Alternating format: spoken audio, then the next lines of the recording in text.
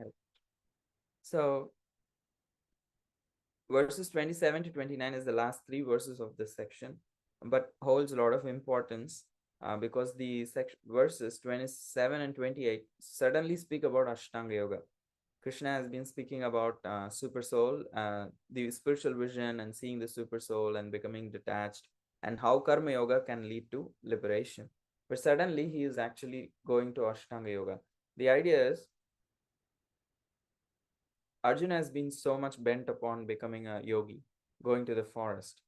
So for him to understand, Krishna is explaining how the same effect is achieved by an Ashtanga yogi also.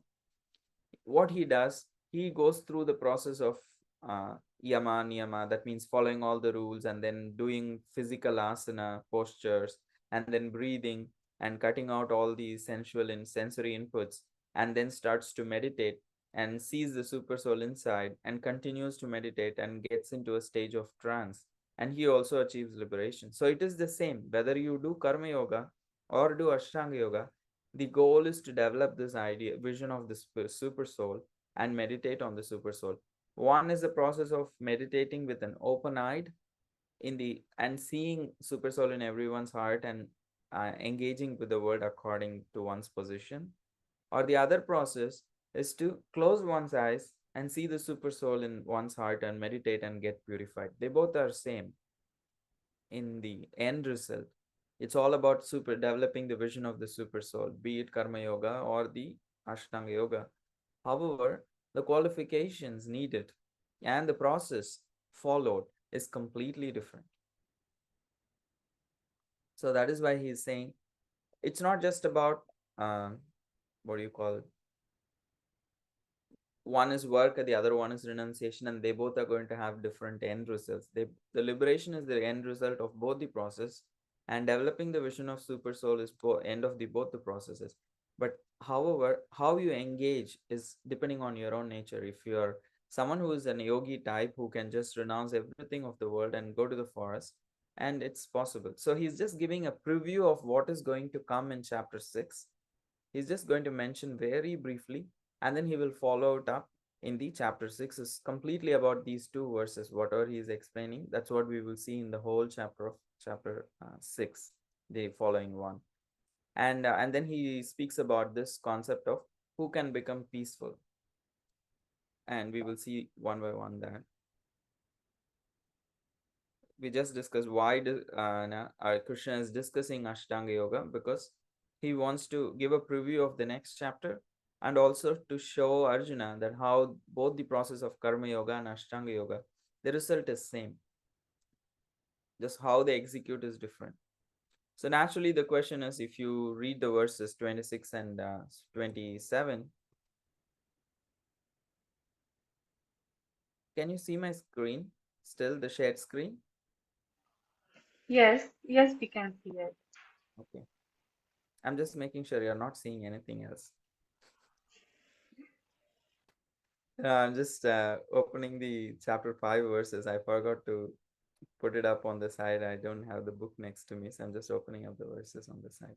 Yeah, the verse 26 and 27 says, shutting out all external sense objects, keeping the eyes and vision concentrated between the two eyebrows, suspending the inward and outward breaths within the nostrils, and thus controlling the mind, senses, and intelligence. The transcendentalist or the yogi is aiming at liberation, and he becomes free from desire, fear, and anger. So if you see these last words, that he is focusing on liberation and he is freed from desire, anger, and fear. And one who is always in this state becomes certainly liberated. This is exactly same as what Krishna explained between verses 17 and 26. They also become free from anger and all material desires by developing the vision of the super soul, and they become self-realized, self-disciplined, and they constantly endeavor perfection, and they are also assured of liberation.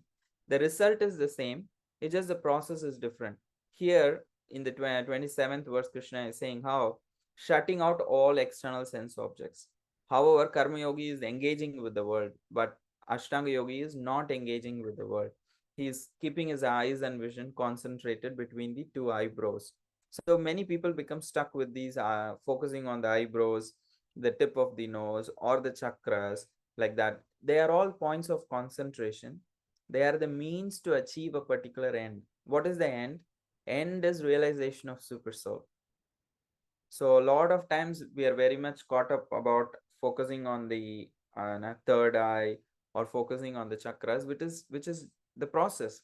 But that is not the end in itself. The end in itself is to develop the vision of the super soul in the heart, and to realize the super soul. And that's what is the purpose of the meditation. The rest is all points of concentration. Different people may follow different ways. Somebody may be focusing on chakra, somebody may be focusing on the tip of the nose or the eye between the eyebrows. However, the end goal is to develop the vision of the super soul, and that is the process of Ashtanga Yoga. And that's what will give us perfection, uh, developing that vision of the super soul. So, and then the last verse where Krishna is speaking about that I'm the enjoyer of everything. He says in the verse 28 that I'm the person who ultimate beneficiary of all sacrifices and austerities. I am the lord of all planets and demigods. I am the friend of all living entities. When he says that, somebody may think, oh, why he is the enjoyer of all happiness? What about me? So the natural question is, why is God is taking away my happiness with all his rules? You can do this, you should do this. All these things, why is he taking away my happiness? That's a natural thought comes to many people's head. Like all these rules is like restricting me. So the idea is we are like the if you go to a doctor, if a particular person has stomach trouble and goes to the doctor, and the doctor says you cannot eat this or eat this, rather eat these things so that you will get better. We may come home and think, oh, who the hell is this doctor telling me what to eat and what not to eat? I'll eat whatever I want. And if we just end up eating whatever we like, which may not be good for our health, then the stomach condition may never improve. And we may consider like the doctor crazy, but by breaking the rules, actually, we become like we remain diseased. So the rules that Krishna is giving in the Bhagavad Gita, the purpose is to actually for us to redirect the consciousness. Currently, our consciousness is so much on the body, it's so much caught up on the temporary things of the world. So the purpose of Krishna's rules is to redirect our consciousness from the temporary to the eternal. And once that is done, and once that is achieved, then there is hardly any restrictions actually. A person is free to move. Once the consciousness is fixed on Krishna, then they become free to act in this world. But without understanding this purpose, if we just blame Krishna, oh, why are all these rules here? Then we actually miss the point that we are a patient, and it is for our own good that Krishna's rules are existing, not for he's not masochistic to put us through trouble. Rather, it is for our own benefit, so that through that process of austerity, we will be able to redirect the consciousness from the temporary to the eternal. And through that, we can actually realize that God is our well wisher and friend. And that's why Krishna says in the things that that's when we become really peaceful. And this is also another question that people might think, does God actually love a person like me? Because on one hand, we don't want rules because we hate being controlled. On the other hand, we think I'm unqualified for love. These are two extremes of uh, consciousness. Some people may think I'm just so unqualified for love. Do you think that even God cares that he loves me? Who am I actually that God even loves me? Like I'm so nothing. But that is also an extreme, because Krishna loves love for us is based not on who we are but on who he is, because he is the ultimate friend and well-wisher of all living beings, whoever we may be. Currently we may think we are not qualified. Still, that does not mean Krishna's love goes away. He loves us whoever we may be. However, will we be able to reciprocate that love depends on who we are. So sometimes that love may manifest as punishment or like restriction, because that's what will help us go forward. Say for example, if a person is causing harm in the society, if he's a criminal, looting people or kind of threatening people's lives, then what does the government do? The police, they arrest him and put him in the jail. Why? Because he is causing trouble to others, and that, and will kind of may end up in bigger trouble. Say if a guy who's doing petty crime was not arrested and reprimanded, then he may go on to become a big criminal. So if he was corrected and reprimanded at the restricted at the first instance, he would not have gone to become a bigger criminal. So that is why sometimes Krishna takes away the facility, like we all see in 10th canto, that Narada Muni curses, okay, you both become trees. So it's like, oh, how can a saintly person curse someone to become trees? Because they were misusing the facility they had. So it's better for them to not have the facility, because they will end up doing uh, more problems, more create more problems for themselves, create more sinful reactions. So at least he is restricting the facility, and then he also gave connection to Krishna to them. So by that they immediately got liberated, by having Krishna's connection, darshan, and mercy. So similarly, Krishna can sometimes show his love for us in different ways, but irrespective of those varied expressions, his intentions always remain the same. He loves everybody. He is the best of friends and well wisher of all living beings. Nothing can take away this from our life. We may be sometimes, uh, externally, we may think we are good or we are bad, but that does not change who Krishna is. He is the friend and well-wisher of all living entities. It does not mean who, it is not dependent on who we are. It depends on who Krishna is, and Krishna's nature does not change. It is eternal. The nature we have current is conditioned nature, so it can change. But if we become fixed in our eternal nature, we will be able to see that Krishna's love for us never changes. So that is the, what you call, encouragement that Krishna is giving, that know me who I am, and offer all your results, you will become peaceful. So in a sense, he is encouraging Arjuna to understand who Krishna is, and to offer all the results to him by saying, I am the enjoyer of all your activities. So by doing karma yoga, by offering everything unto Krishna, which is actually becomes a form of bhakti later, and understanding who Krishna is personally, developing a connection with Krishna. So in that way, one can be peaceful. Oh, I am doing all the work and Krishna is enjoying all the results. No, that anxiety goes away, because we understand by giving to Krishna is our best investment, and we are not losing anything. He is not taking away anything from us. Rather, by giving him, we actually gain. So when a person understands this, he becomes completely peaceful, and he understands, oh, he Krishna is the ultimate enjoyer. Let me engage what I have in Krishna's service, and he is anyway the owner of everything. Nothing belongs to me, and it's not that I'm giving him and he will not give me back. He is the well-wisher. He is the friend.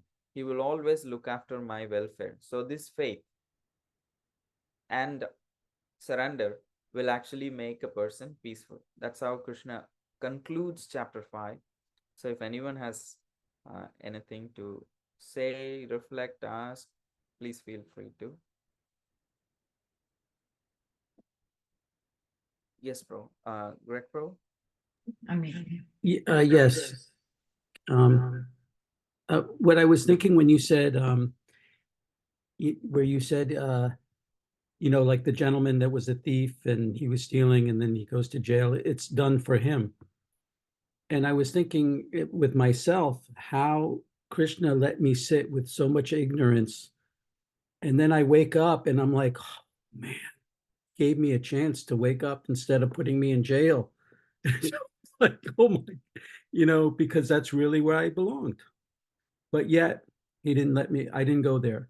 So it's just so that time can be indefinite. I was thinking that could even be a lifetime of ignorance in this life.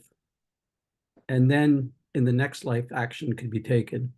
So we don't have that. We don't see that part of it. I was just thinking about that for myself. So it's really mercy to be able to see it in this life. Thank you. Yeah, the time frame is beyond our bandwidth of or the ability to see beyond our lifetime. It's so big. It's very tiny what we are able to experience and understand. What is a baggage, what is a reason, all of that. Yeah, and in that sense, if we have the outlook that you are having, it becomes easy to understand how much mercy we are receiving, how merciful Krishna is. And even when we receive something like a slap, we understand, okay, there must be a reason, and we do somehow see some of those reasons, and some reasons we may not be able to see. And that's why Krishna is saying this. If because most of the times we are not peaceful, at least for me, I can clearly say, oh, why this is happening, why that is happening, and all that. But if I understand, okay, whatever is happening, I'll do my best. It's not that I'll mess up things and blame it on Krishna. But what are things beyond my control? I need to accept them as mercy of Krishna and see how, if there is a need to improve the situation, if I need to address the situation, I can address. But can I be peaceful from a place of peace, and from a place of faith? Can I address the issue instead of thinking, oh, I need to fix this problem because it is out of Krishna's control. He doesn't know what he is doing.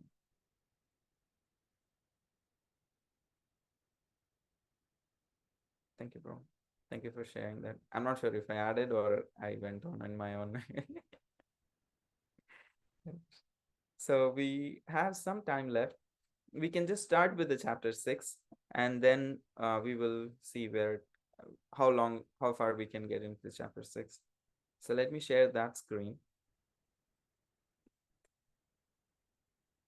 Bear with me. I'll stop this recording and then restart so it becomes easy for me. I don't need to cut later the recordings to post.